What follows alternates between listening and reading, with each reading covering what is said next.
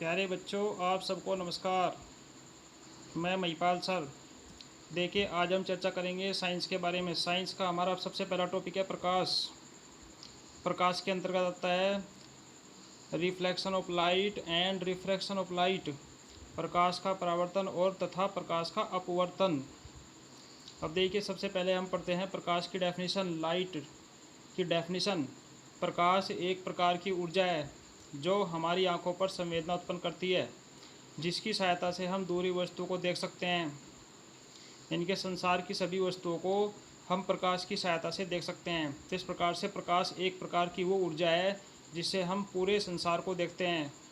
प्रकाश की प्रॉपर्टी क्या क्या है? प्रकाश के गुण: नंबर 1, प्रकाश विद्युत चुंबकीय विकिरण के रूप में चलता है, यानी कि प्रकाश सूर्य से हमारे तक विकिरण के रूप में पहुंचता है।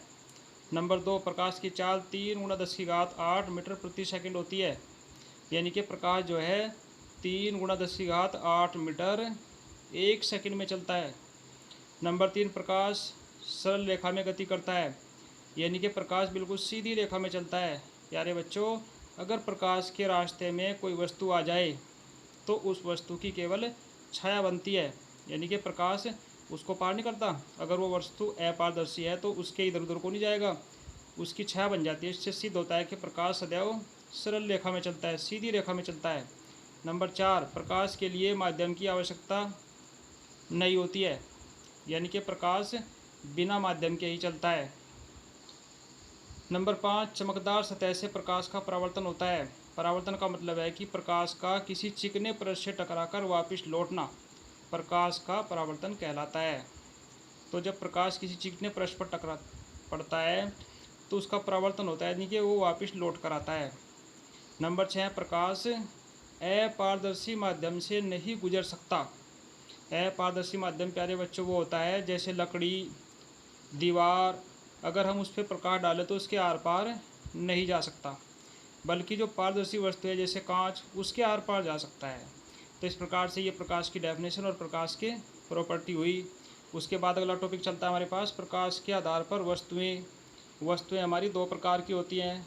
नंबर 1, प्रदीप्त यानी कि ल्यूमिनियस, वे वस्तुएं जो स्वतः प्रकाश उत्पन्न करती हैं, यानी कि वे वस्तुएं जो स्वयं ही अपना प्रकाश उत्पन्न करती हैं, प्रदीप्त वस्तुएं कहलाती हैं। जैसे सूर्य, बल्ब, ये स्वयं जलते हैं और अपना प्रकाश उत्पन्न करते हैं। इसी प्रकार से अदीप्त वस्तुएं, जो वस्तुएं स्वयं अपना प्रकाश उत्पन्न नहीं करती हैं, वे अदीप्त वस्तुएं कहलाती हैं। अर्थात जब उनके ऊपर दूरी वस्तु का प्रकाश पड़ता है तभी वे दिखाई देती हैं, जैसे कुर्सी में चंद्रमा आदि। तो प्यारे बच्चों, इस तरीके से हमने इनकी परिभाषाएं याद करनी है।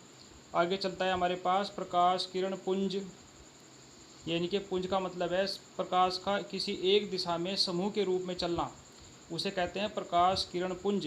यह 3 प्रकार का होता है। नंबर 1, अभिसारी किरण पुंज, जिसे बोलते हैं कन्वर्जेंट। यदि आपतित प्रकाश की सभी किरणें किसी एक बिंदु पर मिलती हैं तो उसे अभिसारी किरण पुंज कहते हैं। नंबर 2, अपसारी किरण पुंज, जब प्रकाश की किरणें एक बिंदु से आती हुई प्रतीत होती हैं तो उसे कहते हैं हम अपसारी किरण पुंज। अब देखिए नीचे नंबर 3 है समांतर किरण पुंज। यदि प्रकाश की सभी किरणें आपस में कभी नहीं मिलती, एक सीधी रेखा में चलती हैं, दूरी के समांतर होती है, उसे कहते हैं समांतर किरण पुंज। अब देखिए जैसे फिगर बने हुए आपके पास 3।